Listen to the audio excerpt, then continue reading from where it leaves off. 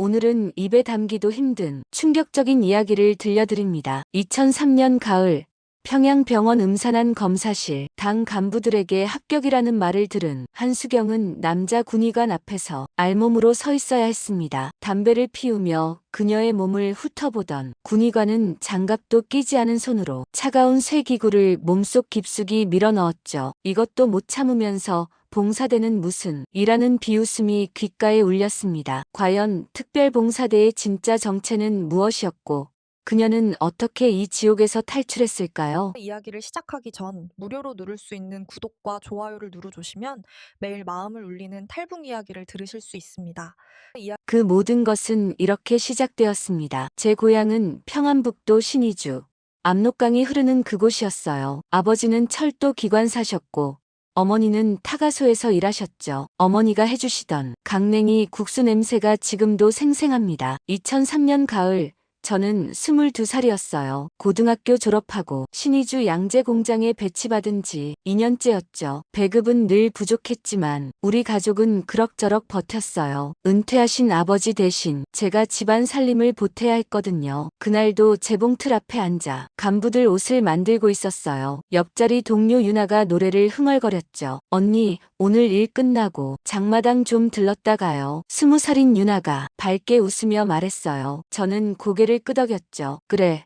어머니 드릴 두부 좀 사야 하는데 그때만 해도 저는 체제를 의심하지 않았습니다. 위대하신 수령님께서 우릴 돌보신다고 조국이 우릴 지켜준다고 믿었죠. 22살 젊은 나이에 세상 물정을 뭘 알았겠어요. 그런데 그날 오후 갑자기 공장장님이 확성기를 들고 들어오셨어요. 동무들 잠시 손 멈추고 모두 집합하시오. 공장장님 뒤로 검은 인민복을 입은 당 간부들이 따라 들어왔죠. 그 순간 옆에 있던 유나의 얼굴이 하얗게 질리는 게 보였어요. 공장장님 뒤로 3명의 당 간부가 들어섰어요. 그중 한 명이 차가운 눈빛으로 우리를 훑어보며 입을 열었죠. 위대하신 장군님을 가까이서 모실 영광스러운 처녀들을 선발하러 왔소. 선택받은 자는 평양특별봉사대로 가게 되어 순간 작업장이 웅성거렸어요. 특별봉사대라니 여자들이라면 누구나 꿈꾸는 자리였죠. 저도 가슴이 두근거렸어요. 간부는 천천히 우리 사이를 걸어다녔어요. 한 처녀의 가슴팍을 뚫어지게 쳐다보더니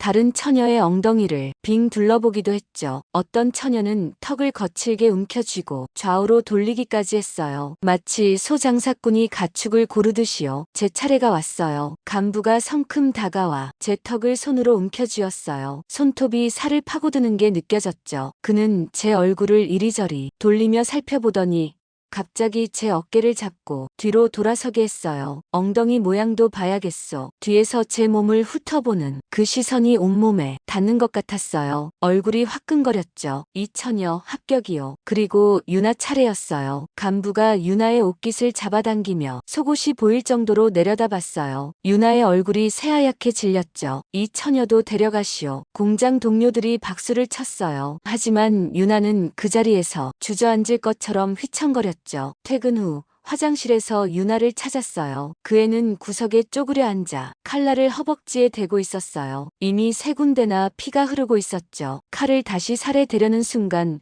제가 달려가 손을 붙잡았어요. 유나야, 정신 차려. 나 줘요, 언니. 상처 있으면 못 가잖아요. 나 죽어도 못 가요. 유나가 제 손을 뿌리치며 소리쳤어요. 그의 눈에는 공포밖에 없었죠. 우리 언니가 보이부에 있어요. 언니가 직접 봤대요. 거기 갔던 애들 중에 멀쩡하게 돌아온 애가 한 명도 없대요. 어떤 애는 미쳐서 돌아오고 어떤 애는 아예 돌아오지도 못한대요. 무슨 소리야? 장군님 모시는 자리잖아. 유나가 제 팔을 꽉 붙잡으며 속삭였어요. 언니, 그건 거짓말이에요. 진짜는요. 간부들이 밤마다 술 마시고 여자들을 부르대요. 그리고 그 여자들한테 하는 짓이 그 순간 화장실 문이 삐걱 소리를 내며 열렸어요. 유나가 입을 꽉 다물어 버렸죠. 우리는 숨을 죽이고 문 쪽을 쳐다봤습니다. 대체 특별봉사대에서 무슨 일이 벌어지는 걸까요? 다음날 새벽 저와 유나는 평양행 기차에 올랐어요. 유나는 밤새 울었는지 눈이 퉁퉁 부어 있었죠. 저는 여전히 반신반의했어요. 설마 우리 조국이 그럴 리 없다고 생각했거든요. 평양역에 내리자 군용차가 기다리고 있었어요. 우리를 태운 차는 시내가 아닌 외곽으로 향했죠. 창밖으로 보이는 건물들이 점점 낡아지고 사람도 없어졌어요. 425호 병원에 도착했소. 군인이 차 문을 거칠게 열었어요. 우리는 음산한 건물 안으로 끌려 들어갔죠. 복도는 어둡고 소독약 냄새가 코를 찔렀어요. 첫 번째 방에 들어서자 남자 군의관이 앉아 있었어요. 그는 우리를 힐끗 보더니 차가운 목소리로 말했죠. 옷 벗어. 건강검진 받아야 하니까. 순간 머리가 하얘졌어요. 남자 앞에서 옷을 벗으라니요. 저는 얼어붙었고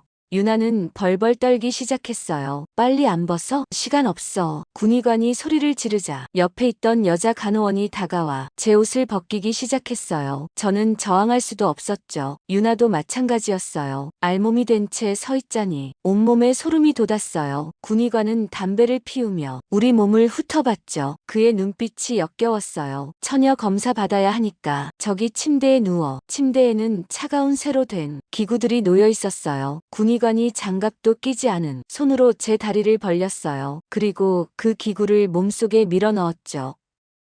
비명이 터져 나왔어요. 너무 아팠거든요. 군의관은 비웃으며 말했죠. 이것도 못 참으면서 봉사대는 무슨, 거긴 이것보다 더한 일 천지야. 검사가 끝나고 간호원이 옷을 던져줬어요. 입고 밖에서 기다려. 최종 합격자 발표할 거야. 복도에 나와 옷을 입는데 온몸이 떨렸어요. 유나는 벽에 기대 서서 울고 있었죠. 다른 처녀들도 마찬가지였어요. 모두 얼굴이 하얗게 질려 있었죠. 1시간쯤 지났을까요? 군의관이 나와서 이름을 불렀어요. 한수경, 김유나, 합격이요. 일주일 후에 다시 평양으로 오시오.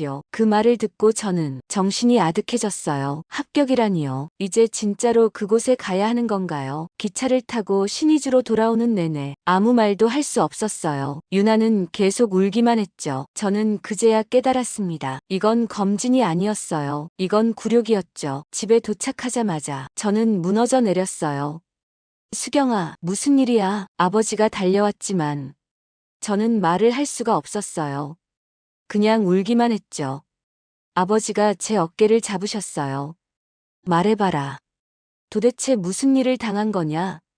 저는 떨리는 목소리로 털어놨어요. 남자 군의관이 옷을 다리를 벌리게 하고 쇠 기구를 몸속에 밀어 넣었다고요. 그리고 유나 언니한테 들은 것도 말했죠. 특별봉사대는 거짓말이에요. 진짜는 간부들 술시 중이래요. 밤마다 술자리에 끌려가서 옷 벗기고 몸 만지게 하고 더한 짓도 당한대요. 거부하면 가족까지 수용소 간대요. 아버지 주먹이 벽을 쳤어요. 벽에 금이 갔죠. 이게 같은 놈들. 어머니가 제 얼굴을 두 손으로 감싸며 울었어요. 내 딸을 그런 곳으로 보낼 순 없어. 그때 동생이 뛰어들어왔어요. 누나.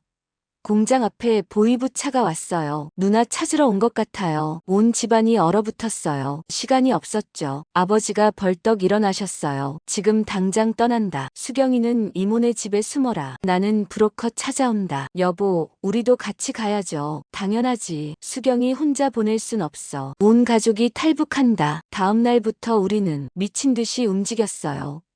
집을 팔고 아버지 시계도 팔고 어머니 금반지도 팔았죠. 이불, 그릇, 가재도구 모두 헐값에 내놨어요. 보름 만에 간신히 중국 돈 3만 위안을 모았어요. 브로커를 만난 건 캄캄한 밤이었어요. 내 식구면 10만 위안이요. 압록강 건너 중국까지만 3만 위안밖에 없소. 브로커가 고개를 저었어요. 안 돼요. 나도 중국 쪽 안내인한테 줘야 하고 순찰병한테 뇌물도 써야 하고. 아버지가 무릎을 꿇으셨어요. 부탁이요. 내 딸이 간부들한테 끌려가면 평생 짐승만도 못한 삶을 살 거요. 나머지 돈은 중국 가서 일해서라도 갚겠소. 브로커가 한참을 고민하더니 한숨을 쉬었어요. 알았소. 대신 중국 도착하면 식당에서 일해서 갚으시오. 내일 밤 11시 압록강 하류에서 만나시오. 드디어 탈출하는 날이 왔습니다. 밤 10시 우리는 집을 나섰어요. 뒤돌아보지 않았죠. 뒤돌아보면 용기가 꺾일 것 같았거든요. 압록강까지 가는 길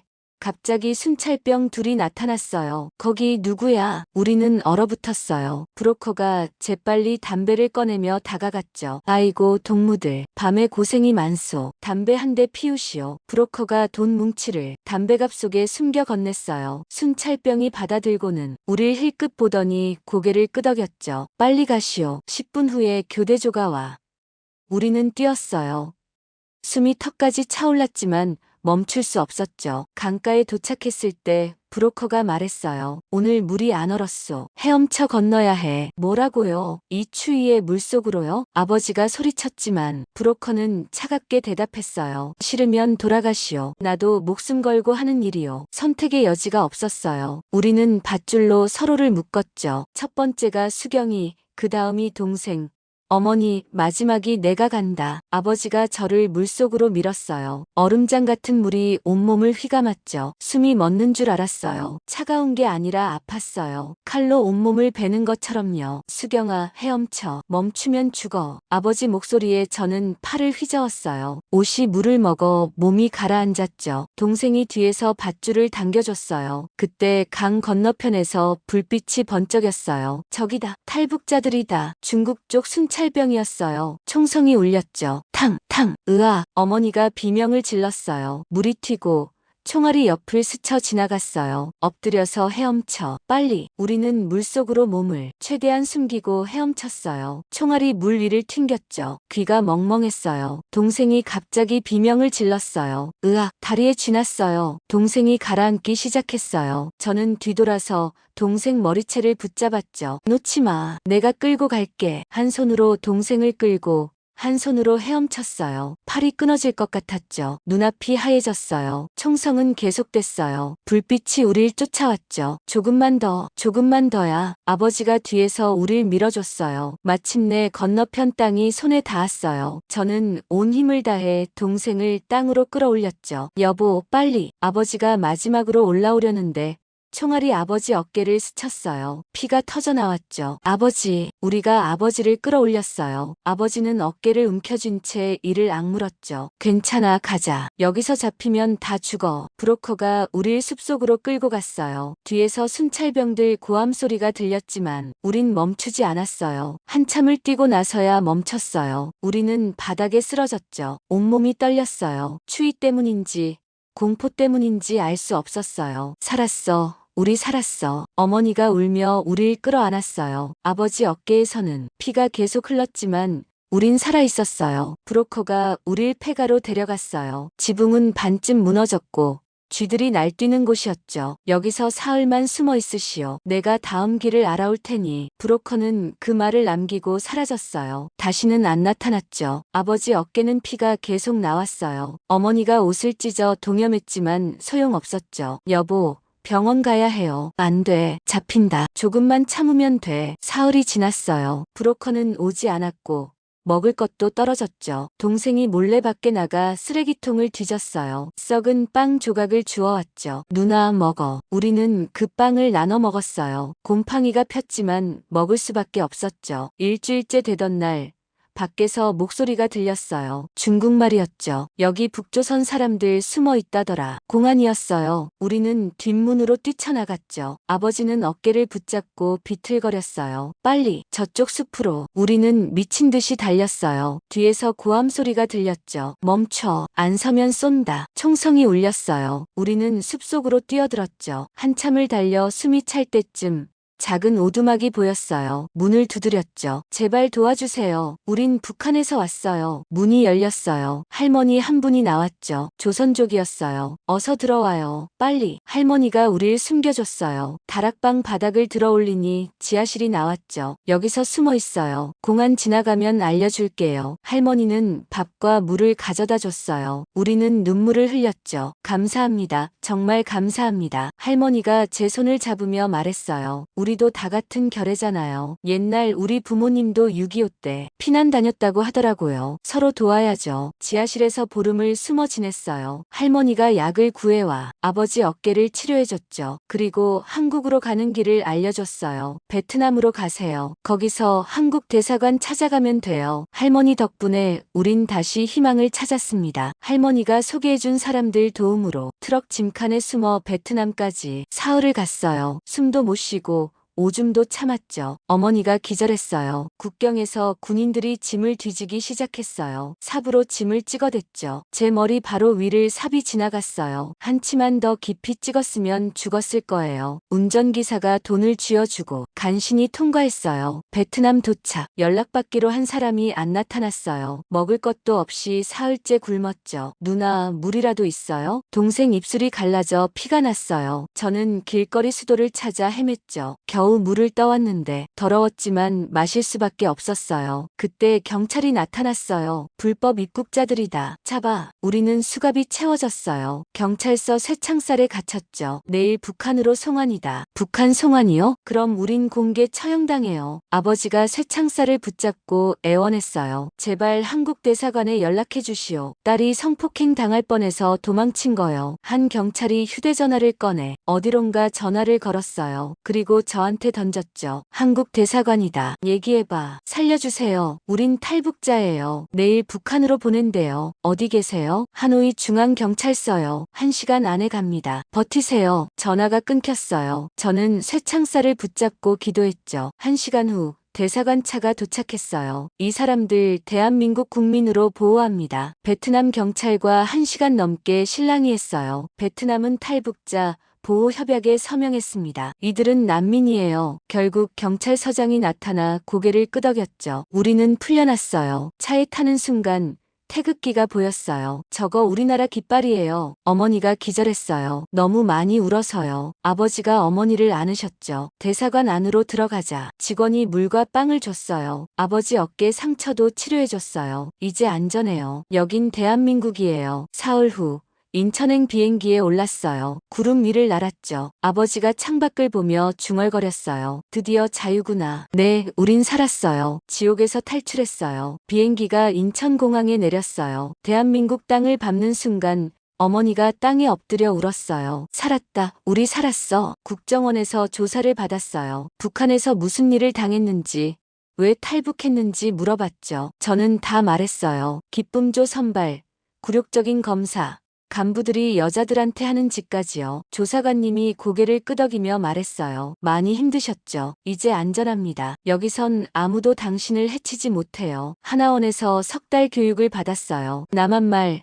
돈 쓰는 법, 병원 가는 법까지 배웠죠. 처음엔 다 낯설었어요. 편의점에 이렇게 물건이 많다는 게 믿기지 않았거든요. 누나, 여기선 밤 12시에도 밥 사 먹을 수 있대요. 동생이 신기해하며 말했죠. 정부에서 임대 아파트를 줬어요. 작지만 우리만의 집이었죠. 보일러를 틀면 방이 따뜻해지고 수도를 틀면 물이 콸콸 나왔어요. 여보, 이게 꿈인가 생시인가. 아버지가 중얼거리셨어요. 저는 재단 일을 다시 시작했어요. 작은 공장이었지만 월급을 받았죠. 돈을 손에 쥐었을 때 눈물이 났어요. 이게 바로 자유였거든요. 어느 날 뉴스에서 북한 소식이 나왔어요. 기쁨조 여성들 이야기였죠. 저는 화면을 보며 생각했어요. 아직도 저곳엔 저처럼 고통받는 여자들이 있겠구나. 어머니가 제 손을 잡으셨어요. 수경아, 우린 운이 좋은 거야. 탈출할 용기가 있었으니까. 지금도 가끔 악몽을 꿔요. 군의관 손길,